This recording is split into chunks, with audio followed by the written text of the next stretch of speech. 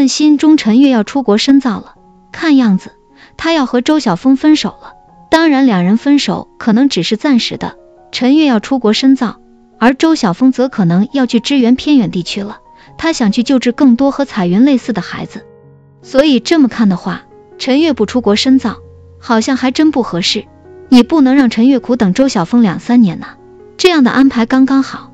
两人分手，一个出国深造，一个去支援偏远贫困地区，两人都奔向了自己的理想。2-3年之后，陈月学成归来，周晓峰也回到了东丽，一切的刚刚好。两人见面可能无需多言就复合在一起了，而且复合后估计两人很快就会成婚的。陈月是在和周晓峰确立恋人关系前就给英国的法学院递交了申请，他也没想到自己会被录取。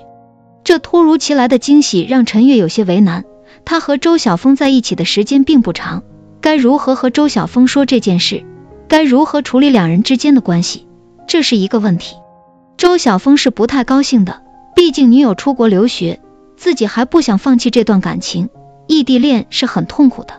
陈月和周晓峰之间发生了争执，陈月大概率会提出分手。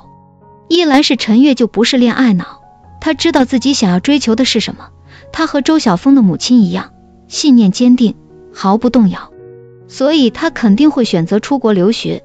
如果周晓峰不同意，那么她就会提出分手，毕竟两人只是恋人，这段关系由他开始，他也可以将其结束。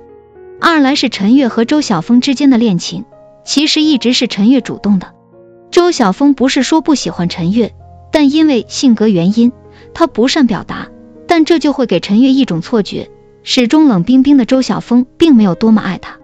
主要是两人相处的时间并不久，感情基础不牢，也没时间培养，所以说遇到陈月出国深造这样的事情，两人很快就会陷入各自的世界里，去指责对方不理解自己。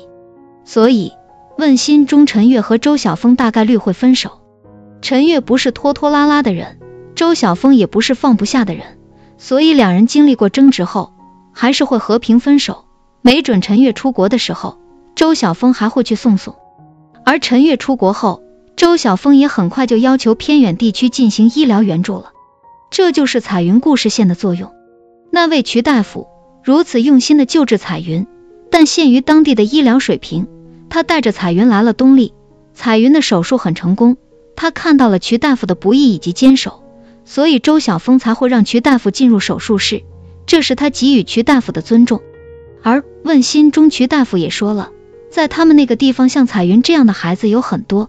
这些话周晓峰是听了进去的，他看瞿大夫的眼神都不一样了，有动容，有心碎。他知道是瞿大夫这样的基层医护人员给像彩云这样的孩子保留了活下去的希望，所以周晓峰萌生了去偏远地区进行医疗援助的想法。方竹青和方小然都是会支持周晓峰的决定的，估计这对母女会帮周晓峰照顾小 C， 这小 C 俨然成为了这个大家庭的新成员了。因此陈月出国是好事啊，他要是不出国，周晓峰还去了偏远地区，那个时候两个人的异地恋也很难熬。周晓峰同样不是为了感情而放弃理想的人，那个时候两人可能还会闹掰。莫不如此时周晓峰送陈月出国，显得这个角色更加完美一些。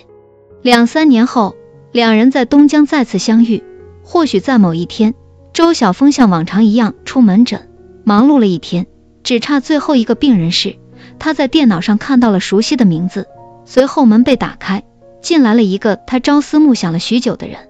请坐。周晓峰忍住内心的激动，面无表情地说道。陈月盯着沧桑了些的周晓峰看，微笑着坐下。哪里不舒服？周晓峰关心地问。相思成疾。陈月的脸搭在手掌上，看着周晓峰，笑嘻嘻的。搭个脉吧。我这里的病好像比你的还要重。周晓峰拉着陈月的手揽入了自己的怀里。陈月感知到了周晓峰胸膛里那颗因为自己而加速跳动的心脏。一会儿吃什么？陈月甜美的笑着。去那家火锅店吧，他们家又有情侣打折活动了。周晓峰笑着笑着，眼角湿润了些许。